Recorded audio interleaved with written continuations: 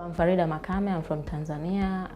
Over here for the data practicum, I work with Open Data Watch, so we're analyzing the gaps in data, especially SDG indicators at a national level. So what SDG indicators do we have and what gaps do we have in terms of data available for us to make decisions? The team is quite helpful in helping me to do some of the other things besides just the gap analysis.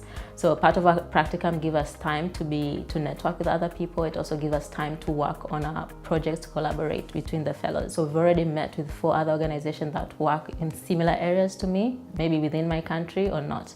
But they've been very fruitful because with them they work straight with funders and we are beneficiary of funding. So we've come to realize what do funders want, what are the kind of pain points for funders, and how can we address them as beneficiaries when we're creating programs. I feel like youth have a great role to play in development. However, there are 3 things that need to be there. We have to know what youth priorities are, but youth have to be in a position to inform the youth priorities. But they cannot inform anything if they themselves are not informed of what's happening.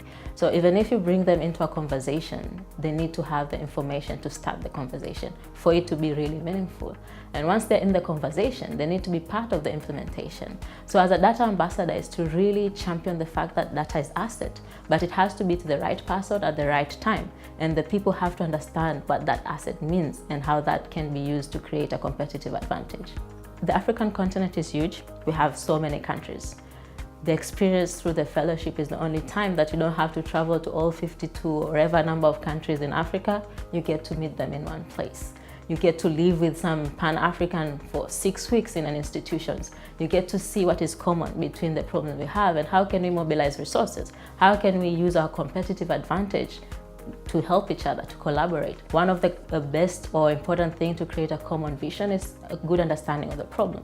You cannot understand the problem if you don't understand all the facts surrounding the problem. So the data practicum gives you the starting block. It gives you the ability to define the problem based on the gaps that you see from the data, from the evidence. Now, once you have that, then you use your power as a leader to influence others based on what I have so that we can create a common vision to solve the problem. And then we can monitor it because we know what our starting baseline is and where we want to head in the future.